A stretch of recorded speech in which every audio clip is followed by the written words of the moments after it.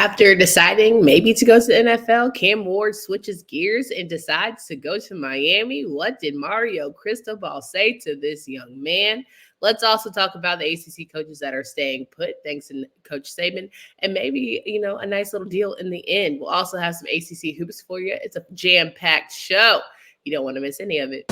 You are Locked On ACC, your daily podcast on the Atlantic Coast Conference. Part of the Locked On Podcast Network, your team every day.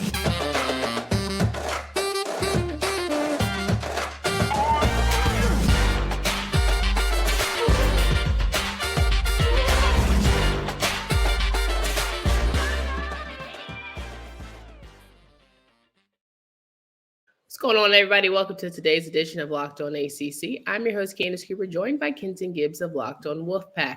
Each and every day, you can find us wherever you listen to podcasts. Make sure you download, subscribe to the pod from anywhere, especially our YouTube page, where you can interact with us each and every day.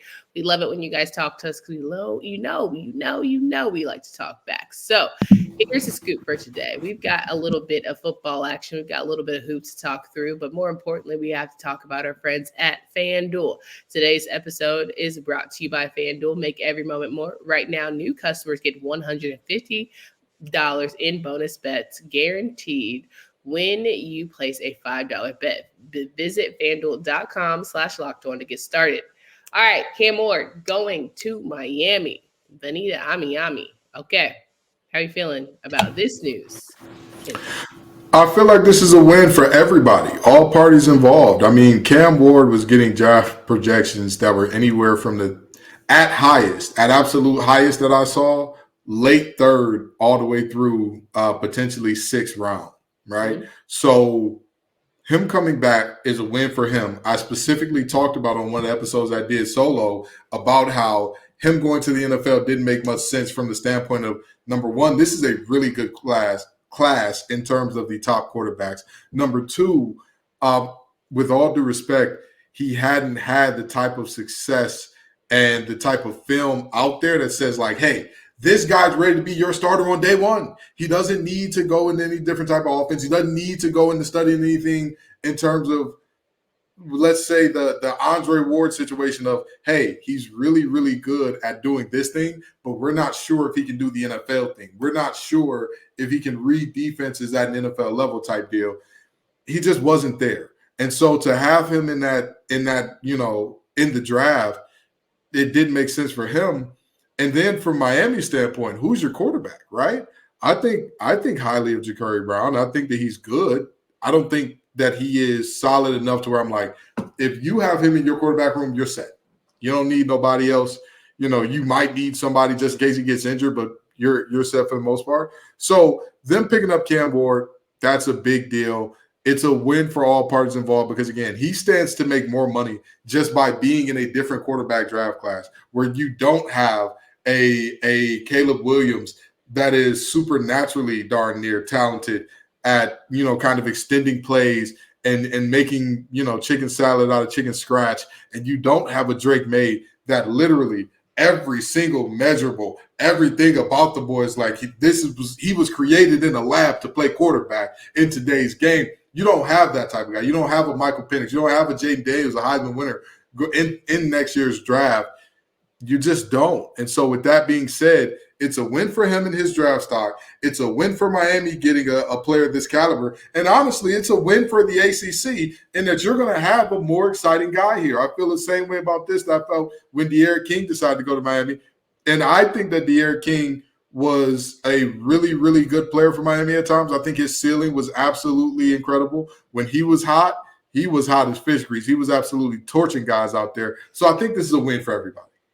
Now, you mentioned De'Aaron King. He was a big hot commodity when he decided to transfer over to Miami, and people immediately thought Miami's going to be good. They're going to be a top 10 program, all the things. Do you feel that same way about Cam Ward joining the Hurricanes? I did not feel that. Well, actually, let me say this. I was one of the people who felt that way when De'Aaron King came. I just thought you said a lie. You see how she do me. But anyway. I think that Cam Ward is a little bit better of a player than De'Aaron King was. A little bit. I'm not going to say it's like a landslide Cam Ward is better. I think he's a little bit better of a player than De'Aaron King. The only problem is Miami's problem has never been talent. It's never been talent. It's never been, hey, your quarterback position isn't put together. It's never been just one thing. And even last year, when you talk about TVD having his struggles and all that, yes, you could say it very much so was on the quarterback by and large because everything else was rolling. But again, with Miami, you always are left asking yourself, can they get out of their own way? Well, I guess I would argue as well, is this almost a perfect scenario for Mario in the sense that we've been so much hounding on him and his ability to develop quarterbacks. Now you have an instant and stir. Here you go. It's quarterback. He's ready to go. You don't have to try and do too much with him. He doesn't have to try to, a monkey could teach him how to coach, right? So I think maybe you've set him up in the best position possible as a coach to have someone who's ready made and just give him the X's and O's would be good to go. You know, I 1,000% agree. I 1,000% agree that this isn't a situation where you're having to do, if the knock on you is quarterback development, fun fact, Cam Ward playing well would not disprove that because Cam Ward is Cam Ward coming in, but also Cam Ward playing well. I'll say this, Cam Ward, unless he goes absolutely ballistic, I mean nuclear to the point where it's like he's in the Heisman talks going to New York, I don't think that kind of disproves that, hey, he's not a quarterback developer or coach type deal. I more so think this is a situation where this is a one-year rental to get to where you got to go. Yeah. You want to go to big-time places, and he's supposed to be a really big part of that.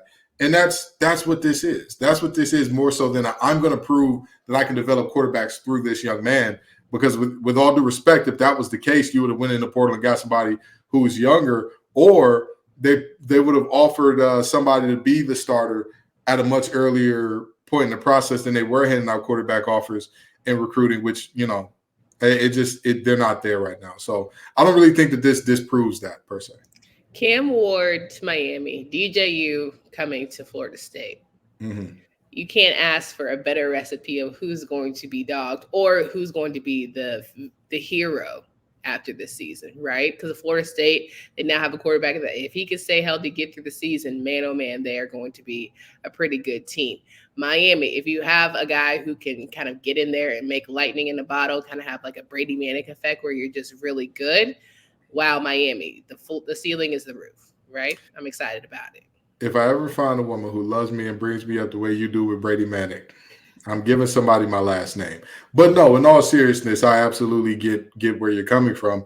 And I think that that's what both of these guys are tasked with. That, hey, I'm a one-year guy, but we're here on business. We're here to get ourselves in that national championship conversation, to get ourselves in the ACC championship conversation, to do all those things.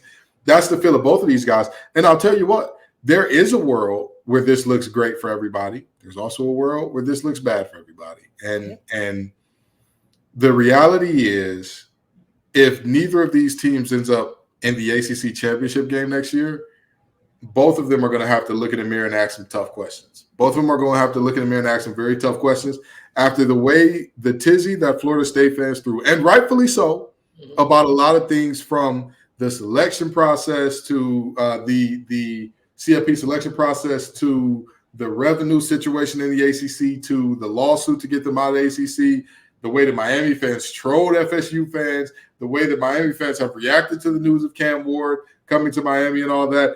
This is a situation where anybody who wins out in this one looks good. Obviously, Miami has not beaten Florida State in their last, I believe, 3 to 4 tries. So that's obviously going to be a big part of this in terms of their head-to-head matchup. But more important than anything is these two teams, somebody has to go.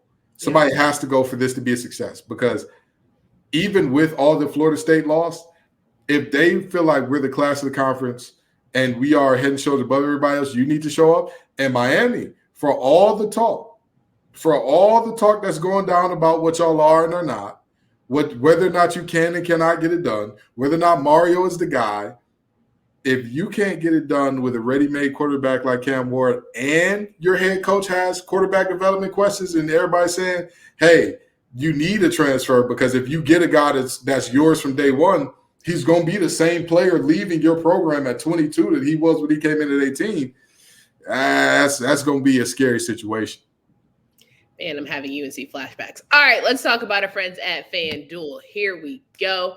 NFL is kicking off in the postseason. We want you to be in on the action. That's why you should get FanDuel, America's #1 sportsbook. Right now, new customers get $150 in bonus bets guaranteed when you place a $5 bet. That's $150 in bonus bets, win or lose. The app is super easy to use. They have so many different versions of parlays. You can find bets in the new Explore tab. Visit FanDuel.com/locked-on and make your first bet a layup. FanDuel is the official partner of the NFL. Speaking of the NFL, we would be crazy. How much money did you put on the Lions? Did you have a heart attack? Are you feeling better? If anyone who doesn't know the show well, Kenton is an avid, diehard Detroit Lions fan. He has been rocking with this team since before he was born. He was born into it. He's a Detroiter, and now he sees his team in the playoffs. How exciting! First of all, the ACC guys who showed up for us, right? Jahmyr Gibbs, big time. Aleem McNeil, big time. And Jahmyr Gibbs is one of ours. I don't care what Bama say. He's one of ours, okay? He's a Georgia Tech guy through and through. But anyway, yeah, I am very excited about this. But I don't bet on games that I'm not participating in. You know, it's not my forte. That sounds like infractions. What? Yeah, I don't bet on games I don't participate in. Sounds like cheating. I don't know. I never bet against me. I'm insanely listen, anybody who knows me well knows that I'm so competitive. My ex-girlfriend had to take me out on dates to do things I was bad at, specifically so I could become better at losing and not, winning all the time. Even if you bet on yourself to win, isn't that still by default? Oh yeah, it is an infraction. I didn't bet when I played. What do you think is going on? You said it. What are you talking about? No, I'm talking about now that I'm a retired civilian, like I'm a normal person just living life out here.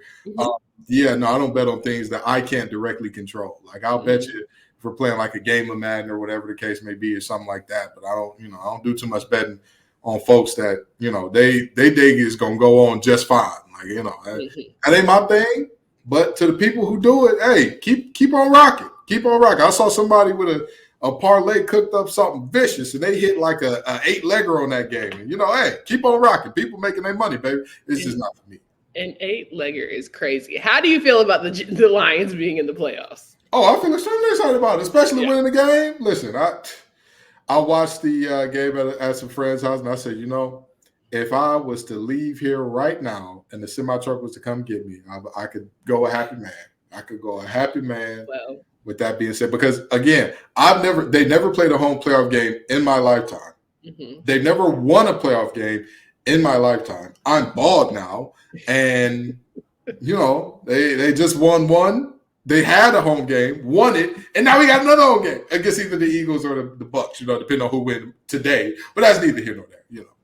Love to see it. Love to see it. Well, congrats to you there. There is, we're talking about football here on today's show. We talked about Cam Moore going to Miami. We were talking about ACC coaches staying put after that Bama scare. Sometimes you got to just have to shake the table. The threat of leaving and going to a place like Alabama had some schools bringing out the pockets. Mike Norvell getting an 8-year, $10 million a year type of deal. You got, Mario Cristobal confirming he's here. You've got all these guys saying they're down for the cause. Dabo Swinney talking about he's here for his players and the guys, and he's locked in. I'm sure he got a little bonus money because of it, but who knows? Right. So it's just amazing what Nick Saban has still doing for the game, sometimes elevating people's paychecks, even in the afterlife of his college coaching career. Oh, absolutely. Absolutely. Now when I say the coach gets sent off the pasture, I'm talking about Kevin Lawson. You said afterlife. Career. I wrapped it up. That's neither here nor there. Yeah, the reality is, Norvell, that was a very interesting one to me because I'm like, I don't think that 1 year of success at Florida State puts him in position to be Bama's next coach. I just don't think that'd be a great idea there. Dabo, they were chanting anybody but Dabo, so I knew that one wasn't going to happen. And the rest of the ACC coaches, with all due respect, it was never going to be you. It was never going to be you, babes. And for you to be so delusional, a little crazy. But, I very seriously do look at this and say, you're right. you're right. Nick Saban did bless all the trap coaches. He blessed them all. He said, hey, I got you. I'm the thought of you stepping into my shoes is going to scare your university. And it's so interesting to think that people were considering, hey, Norvell might be at Bama next year. And then boom, not only are you still at Florida State, but you got yourself a little raise, but you're also going to be hassled by a couple little infractions from the NCAA. Take that with you. Tap, tap. I think that it's a very I think that the situation behind it is very fraudulent, but that's neither here nor there. We'll discuss that later. But yeah, everybody got blessed out of this thing in terms of, folks getting bigger bags and whatnot to stay where they are. And hey, I ain't never had, in the words of Young Dolph, get paid, young brother, get paid. Yeah, 1,000%. Well, speaking of NIL and NCAA infractions, we did mention that Florida State had a little doozy on out the door. Like Norvell might have got a bigger contract. He said, they're always trying to find money. They can magically find money to give him an extension. They can magically find money, to get some players here, because we all know that as soon as Alabama had the announcement of Nick Saban's retirement, a lot of people were poaching their players. Totally understandable for some of those guys. Go ahead, who wouldn't want to play under anybody but, Nick Saban, find a new home, yada, yada, yada. But infractions sometimes can be a little dicey, right? Using NIL as a recruiting inducement, allowing prohibited contact between a booster and a prospective athlete, and having a coach facilitate a meeting between an athlete and a booster. I think, who isn't using NIL as a recruiting inducement? To me, I think the actual situation here is kind of ridiculous, right? And I feel about this a little different than I do the Michigan and Connor Stallion situation, but kind of the same in terms of, so the NCAA had found that an assistant coach for FSU's football team arranged a meeting with a prospective transfer and a booster who offered the athlete a deal with the FSU collective for about $15,000 a month if the athlete transferred to the Seminoles. Mm-hmm. The coach allegedly lied to the NCAA about his involvement in the meeting. Mm-hmm. Now, and that was allegedly Alex Atkins, the offensive coordinator. He's so fine. We can let that go. Free my baby. Anyway, go ahead. Well, here's the thing. The law, unfortunately, does not care how fine your baby is. Hashtag prison babe number 2. Is okay. Now stop playing with me. Anyway. But the reality is, I don't like that this is even like a thing, to be honest, because I get the purpose of NIL and I get how, I get the slippery slope that allowing that type of thing allows, but let's just be honest about what this is, right? Yeah. This is very pay for play. But my biggest thing is, at the end of the day, since when did we start, trying to rally the troops and really regulating NIL stuff and trying to regulate how people are getting to schools? What made this so crazy in need for the NCAA to kind of impose this will? I think it's I'm grasping at straws. I'm losing my power. Let me find one more thing to sort of hang on to. Absolutely. This absolutely feels like that. And I feel like the penalties levied for this are they're very aggressive.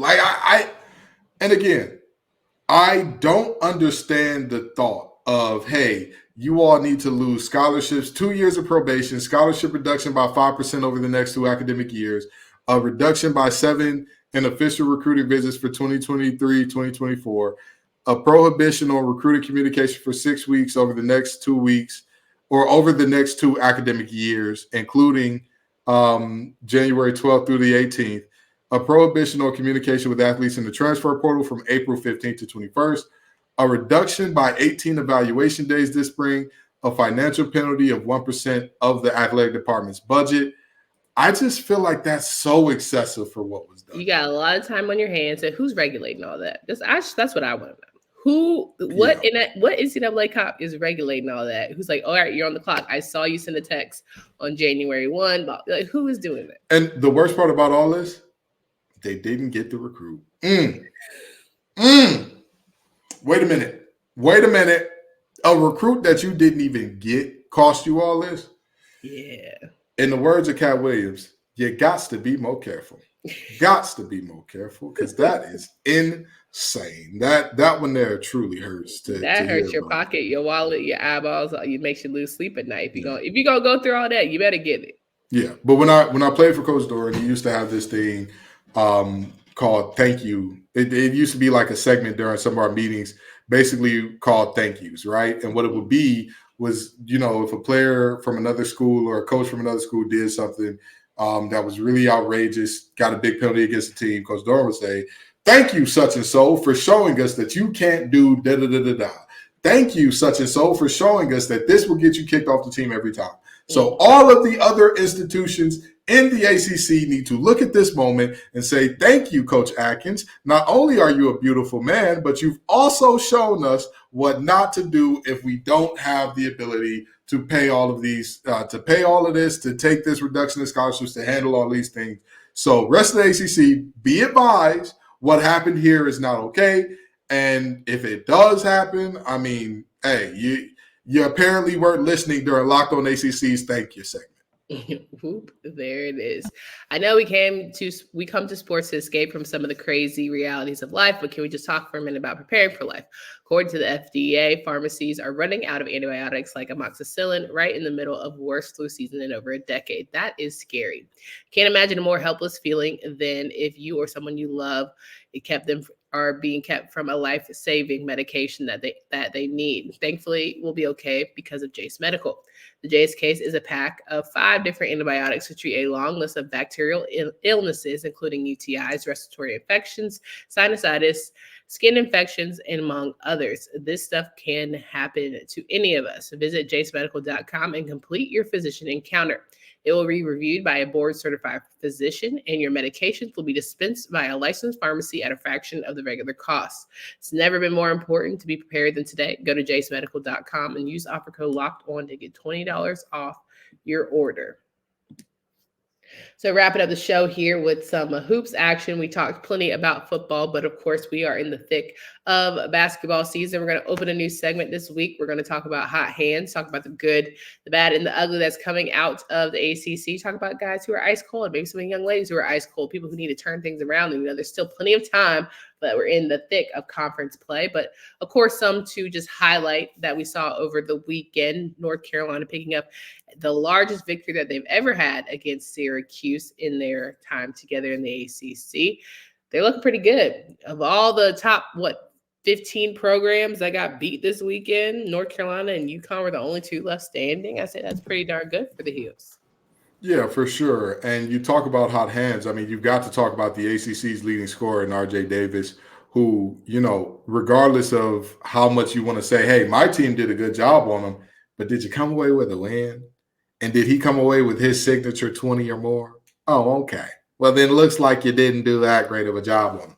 But in all seriousness, he has been hot as fish grease, and that team as a whole has really gelled well. And they've showed that they can win the game in multiple ways. I think that is a team that prefers the grit and grind half-court style. I think that that's better suited to them, especially because of the fact that isn't a team that's super deep that can do all the running all game. But they are a team that executes well. They know what they're doing in terms of getting downhill and getting to the free throw line they're free. That's what they do extremely well. And you obviously talk about Davis and Bacot, but I think that, Cormac Ryan and Cadeau have been very big part. They've been instrumental in the way that this team has been able to do what they do in terms of winning. And anytime you're getting 19 rebounds from a 6'7" forward, you're definitely doing something good. Yeah, Ingram is definitely my player to watch, probably that unsung most improved player for just in general. I think he's been a difference maker defensively for the Heels. Duke and Georgia Tech, that was a nail biter yet again. First time Georgia Tech was able to pop Duke in the mouth, but this time Duke defended home well in the 84-79 victory. Duke always knows what to do when it comes to home. Filipowski, of course, having his big one and just really stepping up in big ways, defending Cameron. Absolutely. That man was a stat sheet stuffer supreme. You're looking at 30 points, 13 rebounds, 4 assists, 2 blocks, 2 steals, 0 turnovers on 41% from the field and 80% from deep. Baby, that boy did it all. He was looking like prime Dirk with a little bit of Hakeem the Dream on the flip side against Georgia Tech. And Lord knows Duke needed every bit of it. You look at Duke and you're talking about a team that they were supposed to have the depth. They were supposed to be the team that, hey, it could be Roach, it could be Filipowski, it could be Proctor, it could be this guy, it could be that guy. And you're kind of seeing them rely on those starters, rely on those stars the heavy amount. But guess what? Those stars have been getting it done. So you really can't complain too much about Duke this season. And again, this game was closer than some would like, but a win is a win is a win. And you know, as Eric Bieniemy says, this game ain't about numbers. It's about alphabets. And the only one that matter, W or A. Absolutely. Speaking of a big W, NC State was able to pull off a heart attack game against Louisville. It's the one team you can't lose to this season. Louisville would be that 89-83 victory for the Wolfpack. And it's another big day for, you know, their usual suspects. And I think that's something that NC State can really look forward to defending well on the road. NC State almost had one of the worst collapses we've ever seen, leading by 15 with within 2 or 3 minutes and then having the lead cut to as low as 3. Mm-hmm. However, Kenny Payne and company, at some point in time, you have to know that. You have to know that at some juncture, Kenny Payne and Louisville, you know, people talk about Detroit sacrificed the Pistons to finally start winning that football. I wonder if a certain bird did the same thing in ACC country, because how you got Aston Gelati to come back, beyond me. Mm-hmm. But this basketball team is otherworldly bad. I mean, boy. I don't think that they're terrible. I think they just can't execute. They don't play well as a team. You know, they're not good at scoring, and they're not good at stopping other teams from scoring. But other than that, they're really good. You know what? I'm not doing that with you today. All right. Find it. Wake Forest, Virginia. Virginia got dog walked by Wake Forest. Now, Wake Forest is having a good year, but something in that water about Virginia is getting a little murky. I don't know if Tony Bennett going to have the same love as he once was. You know, I was joking when I said that UVA had hit their Tony quota with Tony Bennett, Tony Muskett, Tony Calandra, and Tony Elliott. I was joking. I was just playing. It was ha-has and kikis. Tony, you don't got to lose your job, brother. You don't got to lose your job. But very seriously, I look at this team, and it's not like people have figured out the pack line defense. It's just that they're executing so poorly on the offensive end. Yeah. Candace, if I were to tell you, guess how many points their leading scorer scored in this game, what would you guess? 7. 10. I was trying to be nice.